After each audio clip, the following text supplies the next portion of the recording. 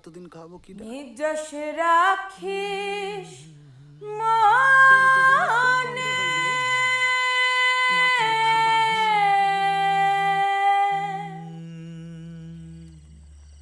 বন বিবি বরকদের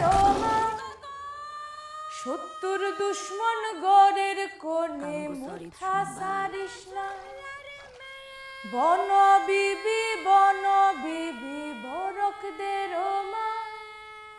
সত্তর দুশ্মন গড়ের কোণে মুঠা সারিস না যেবন বাসে গহীন জঙ্গল আন্ধার রাখিস না বন বিবি বরকদের মা বন বিবি বরকদের মা বন বিবি বরকদের মা।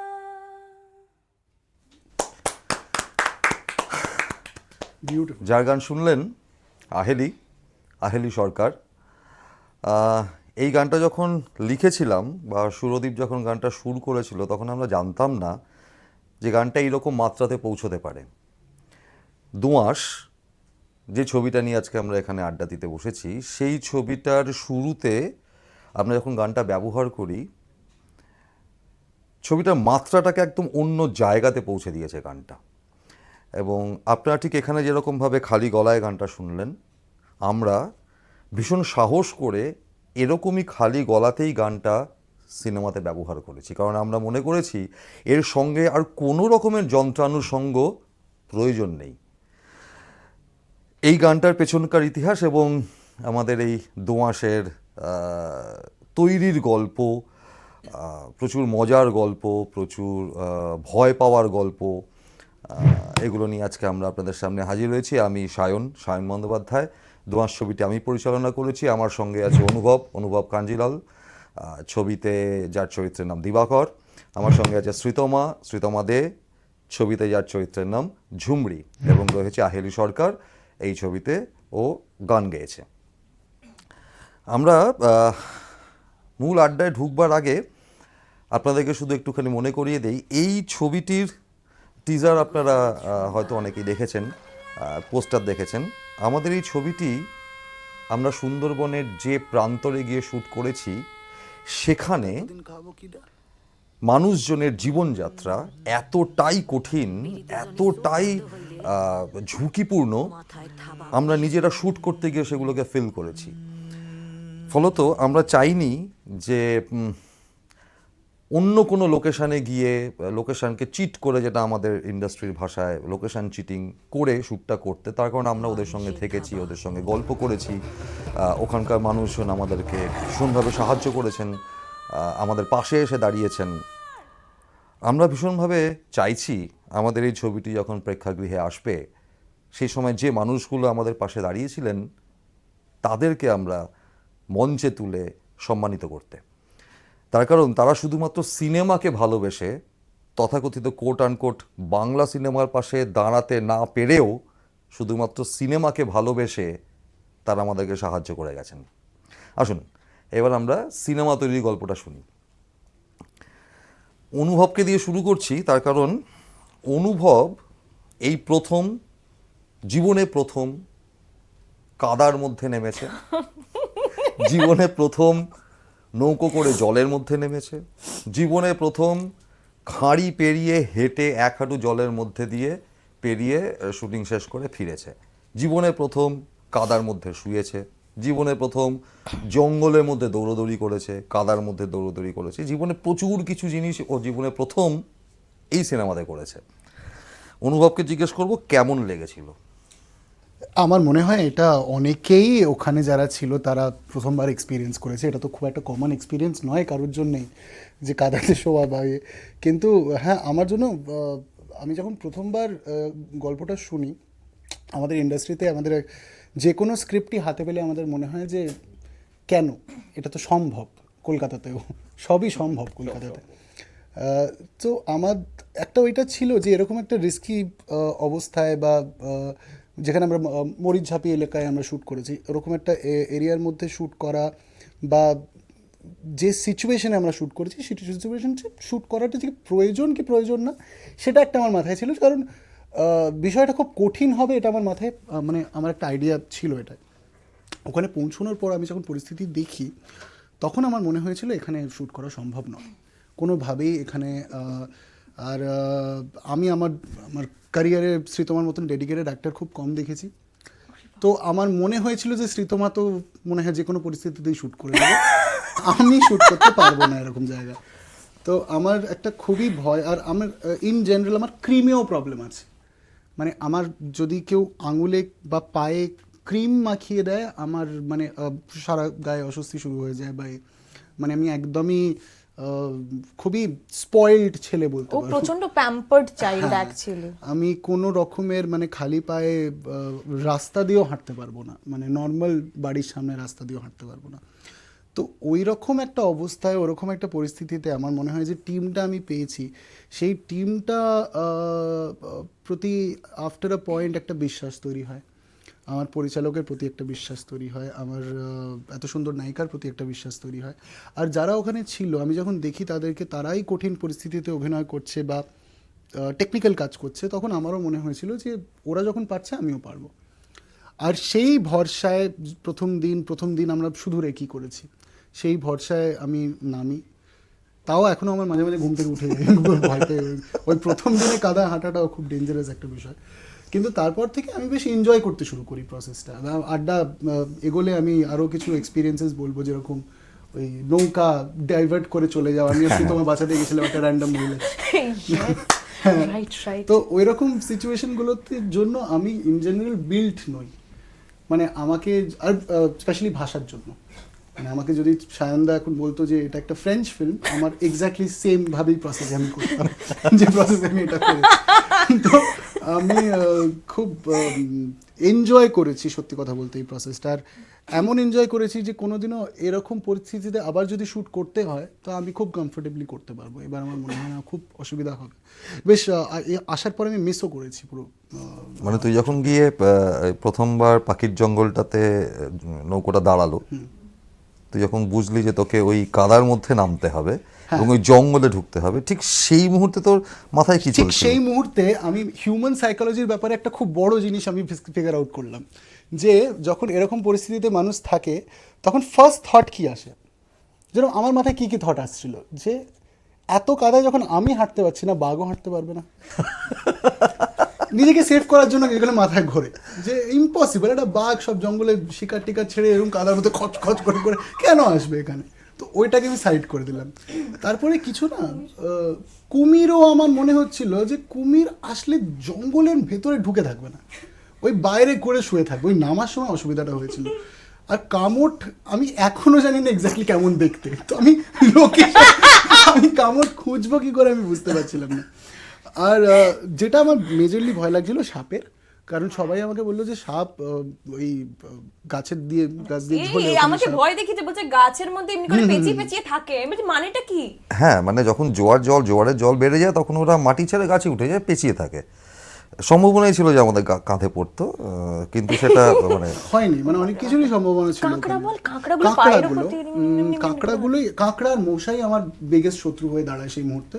তোর তো বোধহয় দুটো তিনটে কাঁকড়া উঠেও গিয়েছিল হ্যাঁ, গায়ে। পায়ে এরকম চিপকে ছিল, কিছুক্ষণ পরে আমি এরকম ঝেড়ে ফেলে দিচ্ছি, ওগুলোকে আমি দেখলাম যে খুব একটা কিছু ক্ষমতা নেই কাঁকড়াগুলো। হ্যাঁ, কাঁকড়াগুলো। কিন্তু হ্যাঁ, প্রথম দিনটা খুব ডিফিকাল্ট ছিল। পরের দিন থেকে যেই বললাম যে শ্রীতমা, পায়েল, কিংশুক, ইনফ্যাক্ট পুরো টিম, মানে directorial department, camera department, light department, কারোর তো কোনো কিছু বাকি ছিল না। মানে আমরা তো শুধু অ্যাক্টর বলে কাদায় নেমে কাজ করেছি সেটা না, প্রত্যেকে কাদায় নেমে কাজ করেছে, কারণ সবাইকে কাদায় নামতেই হতো। একদমই তাই। হ্যাঁ, মানে আমাদের মেকআপ আর্টিস্ট শুভ্রা, সে জীবনে প্রথমবার কাদার মধ্যে আছাড় খেয়েছে। সবাই খেয়েছি আমরা। সেকেন্ড স্কেডিউলে গিয়ে তুমি আমি লাইন দিয়ে, সুরজিৎ লাইন দিয়ে সবাই। পড়েছি পর পর। ঠিক আছে। আচ্ছা শ্রীতমা, বলো। এই ঝুমরির চরিত্রটা করার পেছনে তো যে প্রিপারেশনটা ছিল, তুই ওখানে নেমে ভয় পাবি না, জঙ্গলে গিয়ে ভয় পাবি না, সেটা আমি কিছুটা বুঝেছিলাম, ঠিক আছে। কিন্তু যে প্রিপারেশনটা নিয়েছিলি সেইটা কিভাবে নিয়েছিলি? এই প্রিপারেশনটা না পুরোটাই মানসিক ছিল। মানে আমি জাস্ট জানি না, আমি শুধু ঝুমরি বলে না, মানে আমি যখনই কোনো চরিত্র করি, ঝুমরি আমার কাছে মানে ইমোশন, যেটা নিয়ে তোমার সঙ্গে আমার শুটিং করে আসার পরে বহুবার টেলিফোনে কথা হয়েছে, যে আমি ঝুমরি থেকে মানসিকভাবে বেরোতে পারছিলাম না এবং আমার এত কষ্ট হচ্ছিল। আমি কলকাতাতে ফেরত আসার পরে এরকমও হয়েছে, আমি হয়তো কিছুক্ষণ চুপ হয়ে আছি, কেঁদেছি, এরকমও হয়েছে, কারণ আমি ওই জায়গাটা থেকে বেরোতে পারছিলাম না এবং আমার সামহাও মনে হচ্ছিল যে আমি কেন এই শহরে এলাম। মানে এইটা বলার আগে এটাই বলে দিই যে যখন আমি কলকাতাতে ফেরত আসি এবং ফেরত আসার পর আমি প্রথম 2 দিন বাড়ি থেকে কোথাও বেরোইনি। 3 নম্বর দিন আমি বেরিয়েছিলাম সন্ধেবেলা বাড়ি থেকে, এবং সেখানে না রাস্তাতে কলকাতা শহরের যে আলো, গাড়ির আওয়াজ, এইগুলো যখন আমি দেখছি আমার আশেপাশে, আমার খুব কষ্ট হচ্ছিল এবং আমার মনে হচ্ছিল আমি এখানে কেন আছি, আমি কেন এসেছি ফেরত এই শহরে, এবং এই শহরটা আমার নয়, আমার লিটারেলি এটা ফিল হচ্ছিল এবং আমার সেটাতে খুব কষ্ট হচ্ছিল। আমার মনে হচ্ছিল যে আমি ওই যে খালি পায়ে, কারণ আমি জানি না আমার সাথে মেবি আরও অনেকে, বাট আমি তো খুবই ইচ্ছাকৃতভাবে ডে 1 থেকে শুরু করে শেষ দিন পর্যন্ত বোটে চটিটা ছেড়ে রেখে নামতাম, আবার যখন বোটে ফেরত যেতাম প্যাক আপের পর, তখন গিয়ে পায়ের চটিটা পরতাম, তার মাঝে পায়ে চটি আমি পরতাম না। তো ঝুমরি আমার কাছে একটা অদ্ভুত ইমোশন হয়ে গেছিলো। এবার প্রিপারেশনের কথা তুমি যদি বলো, আমি খুব বিশাল কিছু করেছি সেটা না, আমি যেটা ট্রাই করতাম, কিন্তু যেটা একটা অদ্ভুত ব্যাপার ছিল, আমাদের ছবিতে যে ডায়ালেক্টটা ব্যবহার করা হয়েছে, আমরা নর্মালি ফেসবুক বা ইউটিউবে যে সমস্ত সুন্দরবনের মানুষের ভিডিওস দেখে থাকি, সেখানে কিন্তু তারা সেই ডায়ালেক্টটা ব্যবহার করে না, কারণ যেটা তুমি বলেছিলে, এই ডায়ালেক্টটাই তারা শুধু নিজেদের মধ্যে কমিউনিকেট করে, বাইরের মানুষের সঙ্গে তারা ইদার বাঙালে বা নর্মাল ওই বাঙাল আর চলতি কথা মিশিয়ে কথা বলে। তো যখন ঝুমরির চরিত্রটা আমার কাছে প্রথম এসেছিল, মেন যেটা আমার মনে হয়েছিল, বডি ল্যাঙ্গুয়েজ বা এভরিথিং সেটা হয়ে যাবে, মেন সমস্যা হবে ডায়ালেক্টে। একটা মানুষ জন্ম থেকে আজন্ম যে ডায়ালেক্টটা কথা বলছে, আমি দুম করে রাতারাতি গিয়ে এক রাতে ওই ডায়ালেক্টটা ধরে নিয়ে বিশাল কিছু করে দিতে পারবো, সেটা কিন্তু চাপের। আমি যেটা করতাম, আমি প্রচুর ইউটিউবে ভিডিওস দেখতাম, বাট দেখলাম না, কোনো লাভ হচ্ছে না, কোনো ডায়ালেক্ট নেই কোথাও। তো তোমার স্ক্রিপ্টটা আমি বারবার পড়তে শুরু করলাম, কিছু না মনে রেখে শুরু থেকে শেষ অবধি স্ক্রিপ্টটা শুধু বারবার পড়তাম এবং মাথাতে নিজের মতন করে চরিত্রটাকে ভাবতে শুরু করতাম। কারণ আমার বিশ্বাস যে, আমরা বলি না যে অভিনয় করো না, আলটিমেটলি অভিনয় করতে হয়, কিন্তু অভিনয় করো না মানে অভিনয়টা যেন অভিনয় করো না হয় আর কি। তো আমার বিশ্বাস যে যখন আমি কোনো চরিত্রকে আমার নিজের মধ্যে যাপন করব এবং আমার ব্রেন একটা চরিত্রকে নেবে আমার মাথাতে, তারপরে যখন আমি বাহ্যিকভাবে চরিত্রটা হয়ে উঠবো মেকআপ করে, কস্টিউম পরে, তো সেই চরিত্রটা যদি আমার মাথাতে থাকে, ও আমাকে সেটার মতন করেই বিহেভ করতে সাহায্য করবে। তো আমি যে কোনো চরিত্রের সময় আমার পুরো প্রিপারেশনটা এখানে থাকে, মানে আলটিমেটলি তো মন কিছু হয় না, মাথারই দুটো অংশ, তো ওই মন এবং মাথা দুটোকে যদি মিশিয়ে বলি, পুরো চরিত্রের প্রিপারেশনটা আমার এখানে থাকে। ঝুমরির ক্ষেত্রেও সেটাই হয়েছিল, আমি পুরো প্রিপারেশনটা এখানে নিয়েছিলাম।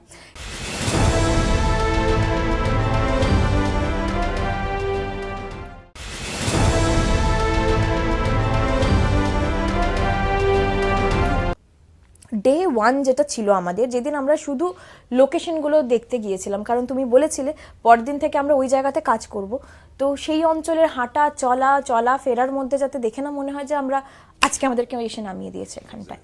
তো সেইটা যখন গিয়ে পৌঁছলাম সেই দিন, এবং যখন দেখতে শুরু করলাম আশেপাশে এবং আশেপাশের মানুষগুলোকে, হ্যাঁ, মানে আমি ইনফ্যাক্ট দেখছিলাম যে তুই ও সঞ্জিতা, তোরা মেকআপ করার পরে যখন গিয়ে লোকেশনে নামছিস, তোরা বেশ মনোযোগ দিয়ে ওখানকার লোকজনের সঙ্গে কথা বলছিলি, দেখছিলি, হ্যাঁ, ওয়াচ করছিলি, হ্যাঁ, এবং মেশার চেষ্টা করছিলি, সেটা আমি দেখে বুঝতে পেরেছিলাম।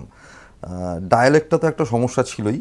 ডায়ালেক্টটা তো অ্যাকচুয়াল যে ডায়ালেক্টটা এই সিনেমাটাতে ধরা হয়েছে সেটা মরিচঝাপি অঞ্চলের ভাষা, কিন্তু সেটাও আমি 60% অবধি রাখতে পেরেছি, কারণ পুরো মরিচঝাপির ভাষাটা রাখলে বাংলায় আর কেউ বুঝতেই পারতো না কথাগুলো। তো আমি বিশ্বাস করি, সেদিনকে আমি বলছিলাম সুমনাদিকে, সুমনাদি মানে মজেডাল এন্টারটেনমেন্টস যারা ছবিটা প্রেজেন্টস করছে, সুমনাদিকে বলছিলাম যে বাংলা ছবি বানাবো অথচ তার ভাষাটা বাঙালিরা বুঝবে না, এতটা দুর্বোধ্য করে দেওয়ার কোনো কারণ নেই।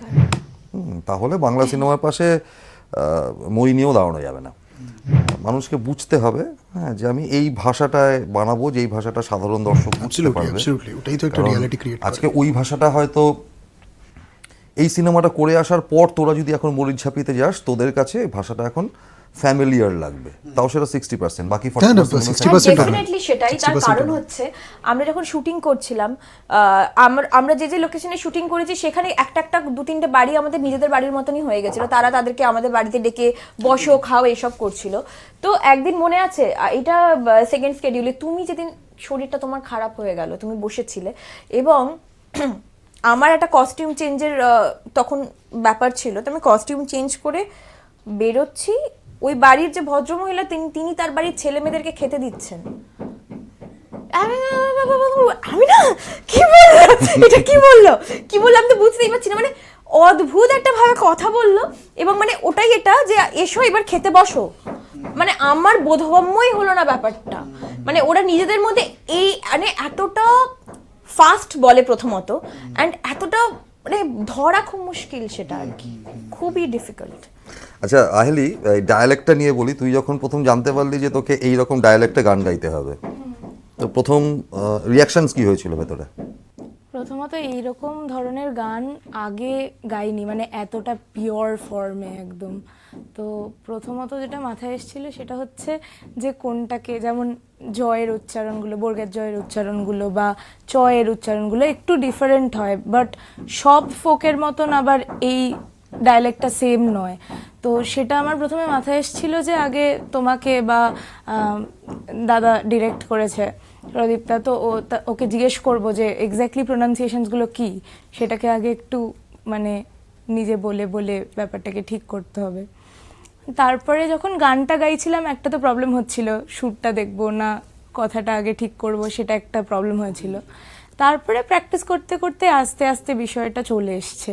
মানে তুই এই যে গানগুলো গেয়েছিস, দুটো গান যে তুই করেছিস, সেই দুটো গানের সুরের মধ্যে কোনো বিশেষত্ব খুঁজে পেয়েছিস? মানে হ্যাঁ, সুর তো মানে অবশ্যই ভীষণ কঠিন আর খুব ডিফারেন্ট ফ্রম আমি যেই গানগুলো গাই, মানে ইউজুয়ালি যেই গানগুলো গাই তার থেকে খুবই ডিফারেন্ট এবং খুব কঠিন, কারণ অনেক বেশি স্ট্যান্ডিং নোটস, মানে একটা নোটে ধরে দাঁড়িয়ে থাকা, অতটা দম, মানে সবটা প্লাস প্রোনাউন্সিয়েশনের প্রতি আলাদা একটা কনসেন্ট্রেশন।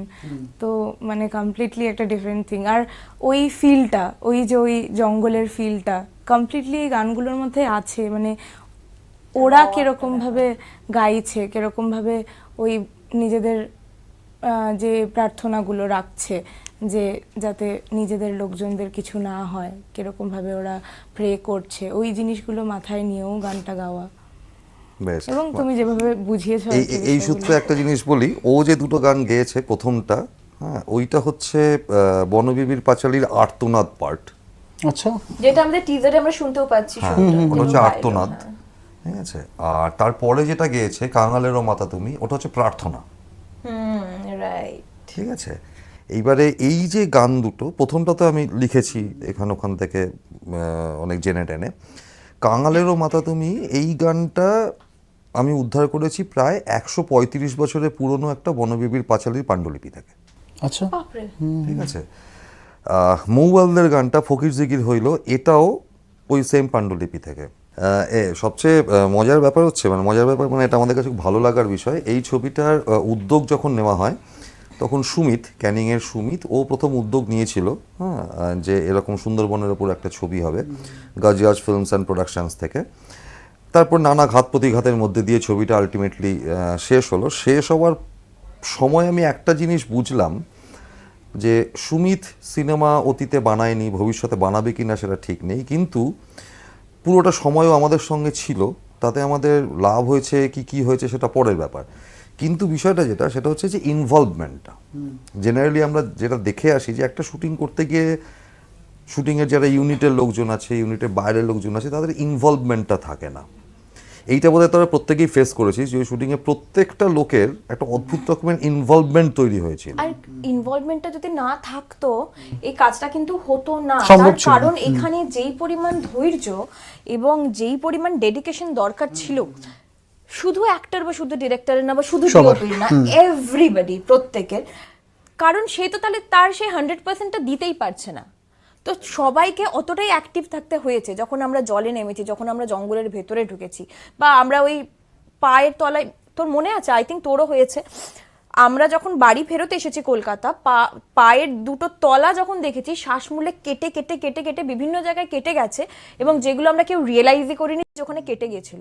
এবং ঠিক 5 থেকে 6 দিন হচ্ছে ব্যাপারটা যে ওখান থেকে ফেরত এসেছি, 5-6 দিনের মাথা থেকে পায়ের তলা থেকে না পুরো একটা লেয়ার, চামড়ার লেয়ার পুরো উঠে, ওই যে ওই চামড়াটা পুরো উঠে বেরিয়ে এসে আবার নতুন স্কিন যেটা আসছে, মানে সেটা আমরা দেখেছি। আর এটা আশা করি সবাই, আমাদের সবার সাথে হয়েছে। তো সবাইকে অতটাই ভেতরে ঢুকে যেতে হতো এই কাজটা, না হলে এই কাজটা বেরোতো না আর কি। এক্স্যাক্টলি। এবং আমরা যখন কাজটা শেষ করলাম, মানে এমন একটা জায়গাতে গিয়ে এর পোস্ট প্রোডাকশনটা একটা মাঝামাঝি জায়গাতে গিয়ে সুমনাদি ইনভলভ হলো কাজটার সঙ্গে টিজারটা দেখার পরে, মানে মোজোডাল এন্টারটেনমেন্ট অ্যান্ড ডিস্ট্রিবিউশনস। সুমনাদি কাজটা টেক ওভার করার পরে যেটা দাঁড়ালো যে কাজটা যে আসছে এটা প্রচুর মানুষের কাছে গিয়ে যখন পৌঁছতে শুরু করলো, টিজার লঞ্চ হলো, ইত্যাদি ইত্যাদি হলো, তখন ওই মানুষজনের কাছ থেকে বেশ কয়েকটা রিয়াকশানস পেয়েছি। ঠিক আছে, প্রথম রিয়াকশানস হচ্ছে কীভাবে করলে, এটা হচ্ছে প্রথম রিয়াকশান। কারণ যখন ছবিগুলো দেখছে যে কোথায় গিয়ে শ্যুট করছিস তোরা, হ্যাঁ, মানে কাদার মধ্যে হাঁটু অবধি ঢোকানো রয়েছে, ডিওপি কাদার মধ্যে দাঁড়িয়ে আছে, নৌকো এরকম স্লাইড করে নেমে যাচ্ছে, মানে যে অনুভব জীবনে হাঁটু জলের ওপরে সাঁতার কাটেনি সে ওই রকম জায়গাতে নদীতে। এটা এটা এটা আমি সাঁতার কেটেছি, এটা আগের দিন যে তোমরা ডিসকাশনটা করছিলাম আমি ফেসবুকে শুনছিলাম, এটা একদমই সত্যি নয়। আমি হ্যাঁ, আমি নদীতে সাঁতার কাটিস না? সাঁতার কাটতে পারি না, তোর বাবা বলেছে অনুভব খুব ভালো সাঁতার কাটে হাঁটু জলে। বাবা, আমি খুব ভালো ব্যাপারটা নদী সমুদ্রতে পারবো না হয়তো। ব্যাপারটা রিস্কি যে জায়গায় ছিল, যে নৌকোটা ওরকম করে স্লাইড করে নেমে যাচ্ছে, হ্যাঁ, সেখানে ছিটকে উঠছে এরকম করে, এটা আমরা ওয়াটার পার্কে দেখতে অভ্যস্ত, কন্ট্রোলড কন্ডিশনে দেখতে অভ্যস্ত। কিন্তু ওখানে আমার অভিনেতারা, আমার শিল্পীরা, তাদেরকে আমি নৌকোতে করে ছেড়ে দিয়েছি দুজন মাত্র মাঝির ভরসাতে, তারা কি করবে আমি জানি না। ওখানে দাঁড়িয়ে পাড়ে দাঁড়িয়ে কিন্তু আমার হার্টবিট ক্রমশ বাড়ছিল যতক্ষণ না পর্যন্ত নৌকোটাকে আমি আবার দেখতে পেলাম, আচ্ছা নর্মাল ফ্লোট করে ঘাটের দিকে আসছে। খুবই ডেঞ্জারাস ছিল ওটা, খুবই ডেঞ্জারাস এক্সপিরিয়েন্স আমার ওটা। মানে এটা তারপর তো তোরা দেখেছিস যে ওই আমাদের বীরেন্দার বউয়ের নৌকোটা শেষ দৃশ্যে ভাসতে ভাসতে ভাসতে ভাসতে মাঝ নদীতে চলে গেল। আমরা বাঁচাতে গেছিলাম, তোরাই বাঁচাতে গেছিলাম, মানে আমরা বাঁচাতে গেছিলাম কিভাবে, এরকম জয় মা জয় মা জয় মা জয় মা, আরে ওখানে ভেতরটা এরকম করে জল ঘুরছিল প্রচন্ড। আর আমাদেরটাও ডিঙি নৌকো ছিল, সো আমাদের যে মাঝি ছিল সেই মাঝি দাদা আমাদেরকে বলছে যে তোমরা একদম মানে নড়াচড়া করবে না, তোমরা যে জায়গায় বসে আছো সেইভাবেই থাকো। আর ওইখানে ওইদিকে দুজন মাঝি ছিল মনে আছে, একজন মাঝি ওই নৌকাটা যাবে বলে আর একজন মাঝি আমাদের। তো যে এই নৌকা থেকে ওই নৌকায় জাম্প করবে সে লিটারালি বলছে তুমি কিন্তু একদম কাছে গিয়ে জাস্ট একবারে জাম্প করবে, তুমি একবারে জাম্প করবে, তুমি কিন্তু নড়বড় করবে না, কারণ আমাদের ডিঙি নৌকা, তাহলে আমাদের নৌকাটা উল্টে যাবে। আমরা একদম ওর ভরসাই ছিলাম। একদমই তাই। পরে জানলাম প্রচুর মদ খেয়ে আছে ও, কিন্তু আমি লিটারালি মানে এরকম একটা ছোট্ট একফালি নৌকো যেখানে অনুভব আর আমি পাশাপাশি বসে, আমার একটা মানে নৌকোটা এরকম এরকম হচ্ছে, একটা হাত আমি নৌকোটার এখানটা ধরেছি আর একটা হাত দিয়ে আমি জাস্ট অনুভবকে শক্ত করে ধরে বসে ডাঙায় চলো ডাঙায় চলো ডাঙায় চলো তাড়াতাড়ি হোক, মানে এরকম করে ওই দৃশ্য খুব এনজয় করছি, লাইফ টাইম এক্সপেরিয়েন্স। একদম হ্যাঁ, খুব এনজয়, মানে এখন ভাবি খুব।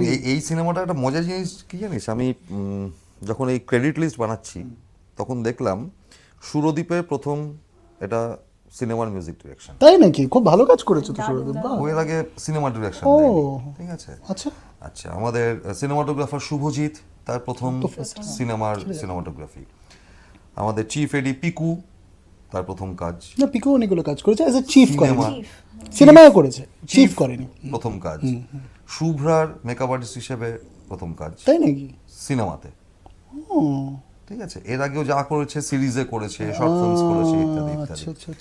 ঠিক আছে, এরকম বেশ কয়েকটা, ইভেন আহেলি ওর সিনেমাতে প্রথম গান গাওয়া, তোর সিনেমাতে ফার্স্ট ডেবিউ। বাহ, দুর্দান্ত, ও দুর্দান্ত করেছে। এরকম প্রায় 7টা 8টা 10টা কিছু মনে হয় অ্যাক্টরও ছিল, হ্যাঁ কিছু অ্যাক্টরও ছিল যারা প্রথমবার সিনেমাতে অভিনয় করছে, কিন্তু কারোরটাই বোঝা যায়নি। না না না, একদমই না, কারণ পুরো টিম ওয়ার্ক বলতে এক্স্যাক্টলি যেটা বোঝায়, টিম ওয়ার্কটাকে আমরা পেয়েছি। এটা আপনাদের কাছে একটা আমাদের মানে আবেদন বলতে পারেন বা অনুরোধ বলতে পারেন যে নানা ধরনের সিনেমা আজকাল এখানে তৈরি হচ্ছে, 2.5 কোটি 3 কোটি 5 কোটি সিনেমা হচ্ছে। আবার আমরা যারা অনেক কষ্ট করে সিনেমা বানাই, কষ্ট মানে ফিজিক্যাল কষ্ট আছে, তার সঙ্গে আর্থিক কষ্টও আছে, সিনেমা বানাই, তারপরে খুব হতশ্রদ্ধা করে সেই সমস্ত ছোট বাজেটের বা এরকম কষ্ট করে বানানো সিনেমাগুলোকে না সাইডে সরিয়ে দেওয়া হয়, চেপে দেওয়া হয়। তার কারণ আমাদের এত বিশাল করে প্রচার করার কোনো জায়গা থাকে না, হাজার হাজার হোর্ডিং লাগাবার জায়গা থাকে না, বড় বড় মলগুলোতে অ্যাক্টিভিটি করার জায়গা থাকে না। এই যেমন কিছুদিন আগে সুব্রতদার প্রজাপতি সিনেমাটা আরেকটাও রিলিজ বলো, করলো। কোট আনকোট স্টার নেই আপনাদের ছবিতে। স্টার আমি বিশ্বাস করি, মানে আমি এটা বিশ্বাস করি, এই দোঁয়াশ ছবিতে যারা অভিনয় করেছে, যারা গান গেয়েছে, যারা সিনেমাটোগ্রাফি করেছে, প্রত্যেকটি লোক এই সিনেমার, প্রত্যেকটি শিল্পী, প্রত্যেকটি অভিনেতা, প্রত্যেকটি ক্রিউ এই সিনেমার স্টার কাস্ট। কারণ যে ছেলেটি ক্যামেরা কাঁধে নিয়ে ওই কাদার মধ্যে নিজের জীবনকে বাজি রেখে শট নিতে পারে, যে ছেলেটি কাদার মধ্যে পোকামাকড় সমস্ত কিছুকে উপেক্ষা করে শুয়ে পড়তে পারে, যে মেয়েটি খাড়ির মধ্যে দিয়ে দৌড়তে পারে জলের মধ্যে দিয়ে, তারা স্টারকাস্ট হবে না তো কারা স্টারকাস্ট হবে? আমি বিশ্বাস করি আপনারা যদি সত্যি সত্যি ওই ফেসবুক ট্রেন্ডিং অনুযায়ী বাংলা সিনেমার পাশে দাঁড়ান, যদি সত্যি দাঁড়াতে চান, তাহলে এমন সিনেমার পাশে দাঁড়ান যে সিনেমাগুলো আপনাদেরকে সমাজ চেনাবে, জীবন চেনাবে, নতুন মানুষজনকে চেনাবে, নতুন শিল্পীদেরকে চেনাবে। আমি বারবার করে দেখুন শিল্পী বলছি, নতুন শিল্পীদেরকে চেনাবে, কারণ এরা বাংলা সিনেমার ভবিষ্যৎ। এখন যারা আছেন এরা বাংলা সিনেমার ভবিষ্যৎ। তো আমরা আশা করব যে আমাদের এই দোঁয়াশ ছবিটাকেও আপনারা ভালোবাসবেন, রিলিজ করলে আপনারা দেখতে যাবেন। আপাতত দোঁয়াশ বিভিন্ন ফিল্ম ফেস্টিভ্যালের উদ্দেশ্যে রওনা দিয়েছে, কিছুদিনের মধ্যে আমরা তার সমস্ত রেজাল্টসগুলো পাবো। ভালো খারাপ যাই হোক, কিছু না কিছু পাবো। প্রচুর মানুষের প্রচুর এক্সপেকটেশন আছে এই দোঁয়াশটা নিয়ে। সুমিতের আছে, সুমিত বোস, সুমনাদির ভীষণভাবে এক্সপেকটেশন আছে, খুশি মানে এহসাস কাঞ্জিলাল, ওর এক্সপেকটেশন রয়েছে, আমাদের তো প্রত্যেকের এক্সপেকটেশন রয়েছে। তো ছবিটা যখন রিলিজ করবে আপনারা আসবেন, দাঁড়াবেন, কাটা ছেঁড়া করবেন, যেখানে যা ভুল দেখতে পাবেন জানাবেন। কারণ প্রশংসা, শুধুমাত্র প্রশংসাসূচক বাক্য মানুষকে বিপথে চালিত করে। একদমই তাই। আপনাদের কাটা ছেঁড়াটা না পেলে আমরা ভবিষ্যতে আরও ভালো কাজ করতে পারবো না। আমরা আজকে দোঁয়াশের আড্ডা এখানে শেষ করছি। অনেক গল্প বাকি রয়ে গেল, আবারও আমরা আসবো। ট্রাইব টিভি সঙ্গে আমাদের বহুদিনের সম্পর্ক, আরও ভবিষ্যতের সম্পর্কটা এগিয়ে নিয়ে যাবো আমরা আবারও আসবো দোঁয়াশের গল্প শোনাতে। ততদিন পর্যন্ত সঙ্গে থাকবেন, ভালো থাকবেন, নমস্কার।